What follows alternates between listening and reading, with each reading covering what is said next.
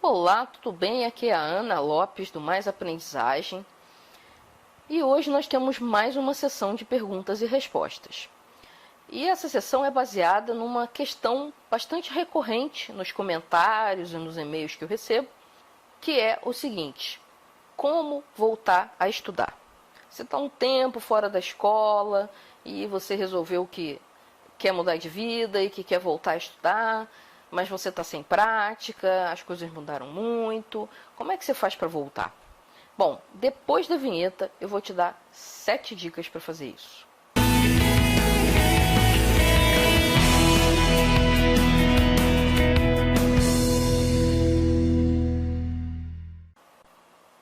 Então vamos lá. Como é que a gente faz para voltar a estudar? A primeira coisa que eu acho que a pessoa tem que pensar quando ela resolve voltar a estudar é qual é o real objetivo dela. Ela pode ter o objetivo de conseguir um diploma, ou ela pode estar querendo adquirir um determinado conhecimento que não necessariamente envolve a obtenção de um diploma. Tá? E ambas as coisas são ou podem ser igualmente úteis. Por exemplo, uma pessoa que tem uma carreira estabelecida numa empresa privada de grande porte ou no funcionalismo público, muitas vezes precisa de um diploma para continuar a ascender na carreira. Tá? Em outros casos, a pessoa precisa mesmo do conhecimento para poder atuar melhor no seu mercado, ou para poder mudar de mercado, atuar em outro mercado. Enfim, tem vários motivos pelos quais as pessoas resolvem adquirir novos conhecimentos. E muitas vezes não precisa do diploma. Tá? O caso do marketing digital é um caso claro, em que você precisa aprender a fazer o marketing digital. Você não precisa necessariamente de um diploma para isso. Tá? Então, você tem que ter essa clareza de se você precisa de um diploma ou se você precisa do conhecimento da coisa para colocar em prática. Tá? Por que eu estou falando isso? Porque um diploma, em geral, custa caro e leva bastante tempo para você obter. Tá? E no modelo tradicional de ensino que a gente está vivendo, ele não é exatamente a coisa mais divertida a se fazer. Você é levado a estudar várias coisas que de repente não era exatamente o que você queria. Tá? Você está sujeito a uma série de restrições e de limitações impostas pelas instituições, pelo MEC e tal. Então você tem que seguir uma certa cartilha que não é necessariamente aquela que vai te levar mais rápido ao ponto que você quer, a não ser que o diploma seja essencial. Agora, se o que é essencial para você é o conhecimento de como fazer alguma coisa, de como exercer uma determinada atividade, você tem opções de outros tipos de cursos. Tá? Podem ser cursos livres, presenciais ou online. Você pode estudar por livros, né? Você pode estudar com mentores. Você tem diversas maneiras de trabalhar para conseguir o conhecimento que você precisa para atuar naquilo que você quer. Ou às vezes você quer só o conhecimento pelo prazer de aprender. Tá? Isso também é um objetivo super válido e leva mais ainda para a alternativa dos cursos livres, daqueles cursos em que você vai fazer só direcionado para aquilo que você quer aprender realmente. Tá? E está crescendo muito no Brasil o mercado de cursos online. A gente tem bastante cursos interessantes aparecendo. Então dá para você aprender muita coisa sem ter que se deslocar de casa, sem ter que morar num grande centro. Tá? Então tem muita coisa para ser feita aí nesses termos. Então a primeira dica é essa.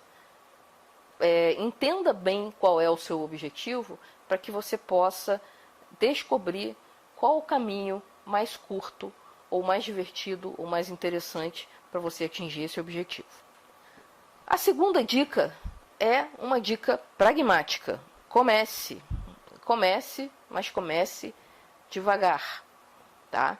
Isso é similar a quando você faz exercício físico. Quando você está totalmente sem se exercitar há anos e de repente o seu médico fala ou você se exercita ou você vai morrer cedo e tal, e você se desespera e você começa a fazer exercício físico, você não vai começar o exercício pelo mais difícil. Você não vai logo de cara tentar correr 1 hora. Você não vai logo de cara tentar pegar o peso mais pesado.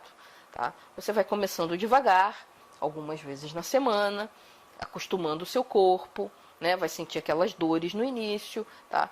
E com o conhecimento é a mesma coisa. Você está destreinado, né? Você parou algum tempo de estudar. Você não está trabalhando esse músculo, entre aspas, no seu cérebro, esse músculo da aprendizagem. Então você tem que começar devagar, né? Então, uma evolução possível, dependendo do caminho que você queira seguir, é você começar com uma leitura mais frequente, né? Geralmente, quem não estuda de uma forma mais sistemática acaba deixando a leitura um pouco de lado também. Então, a primeira coisa que você precisa é ser fluente em leitura.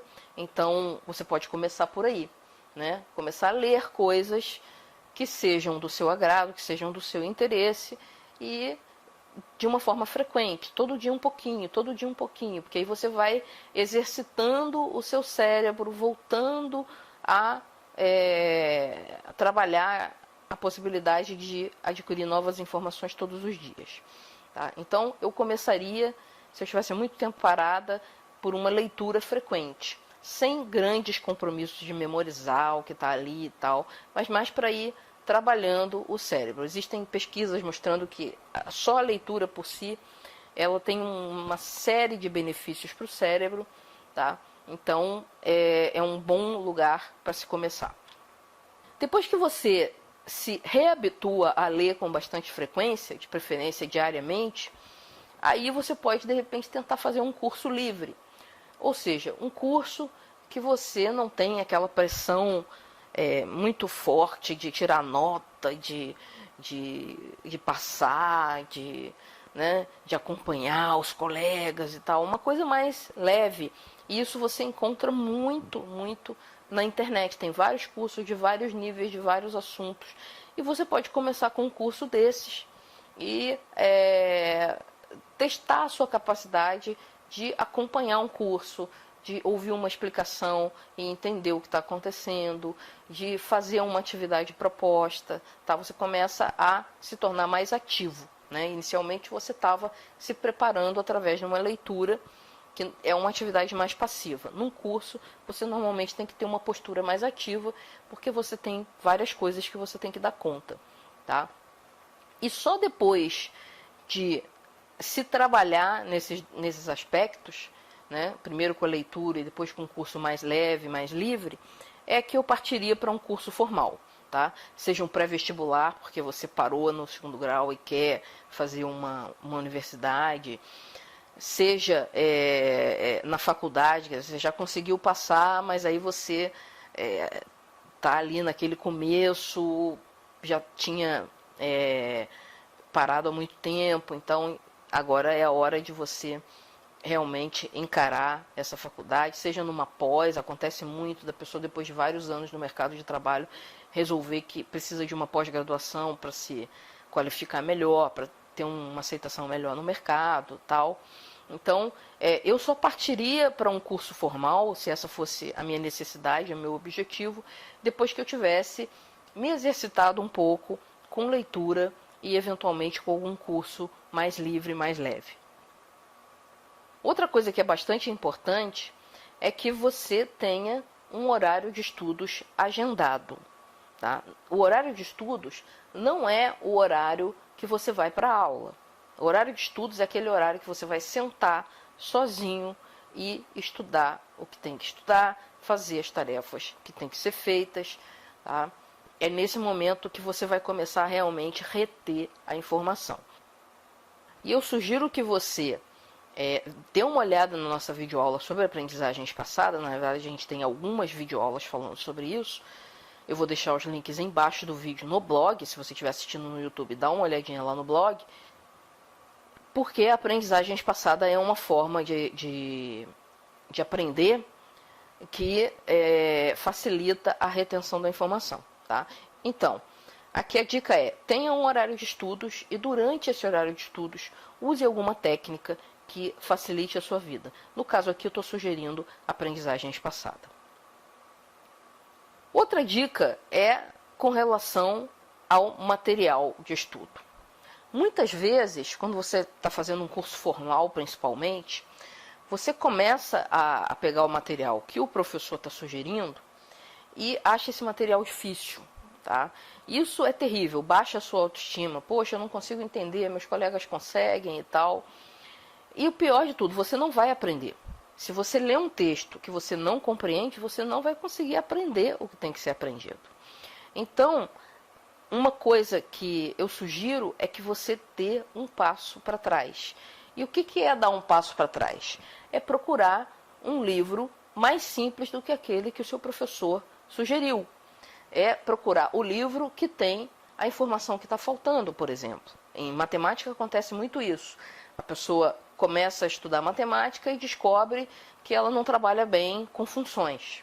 Tá? Se ela estiver fazendo o primeiro ano de alguma disciplina de exatas, de algum curso de exatas. E aí ela tem que dar um passo para trás e estudar funções. Não tenha vergonha disso. Você vai se agradecer se você for lá atrás e estudar funções antes de pensar em acessar o material que o professor está sugerindo. Tá?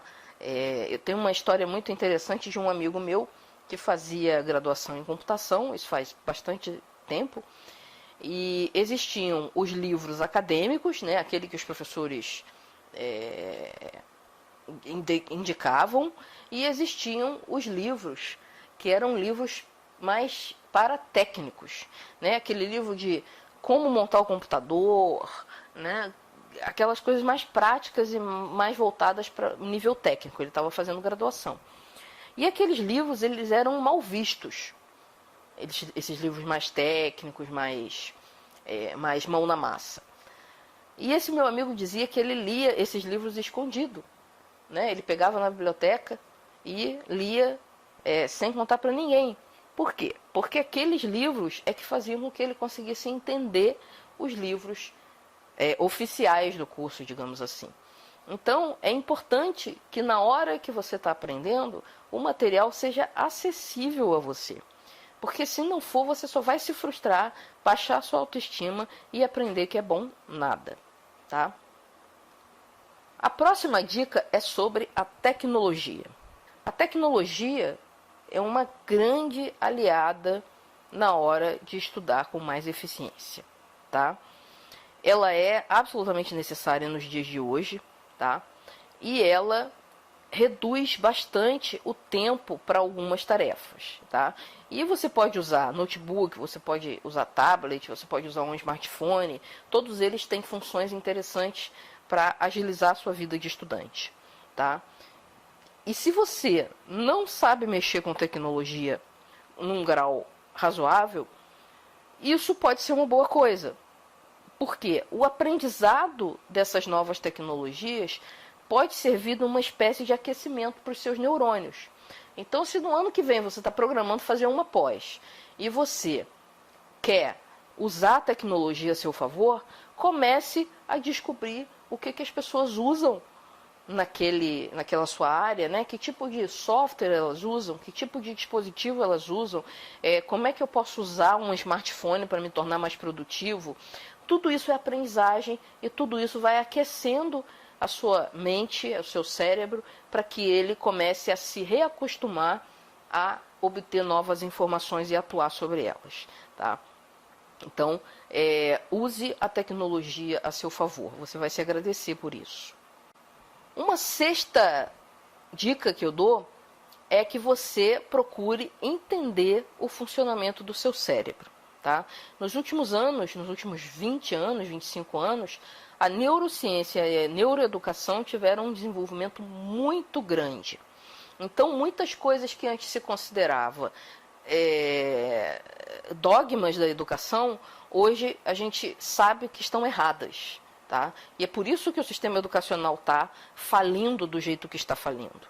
Tá? Porque tem um monte de coisa que está funcionando de uma maneira que não deveria estar ali.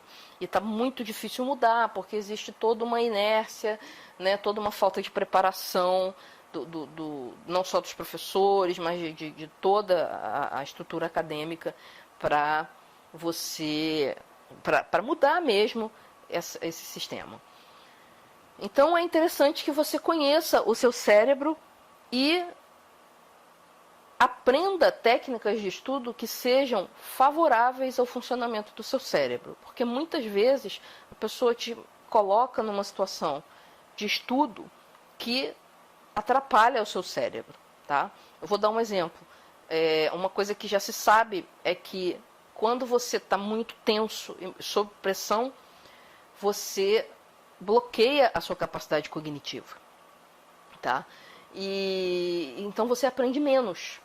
Então aquela coisa de professor que faz terrorismo, que não sei o que e tal, ou de você ficar focado na prova, ou de você ficar se cobrando muito, essas coisas não ajudam, tá? Mas isso é uma coisa que a gente descobriu e está sendo comprovado por experimentos práticos em neurociência há bem pouco tempo, tá? Então procure aprender técnicas de estudo modernas que tenham um lastro em neurociência, que vão ajudar você a aprender em acordo com o funcionamento do seu cérebro e não contra ele, tá?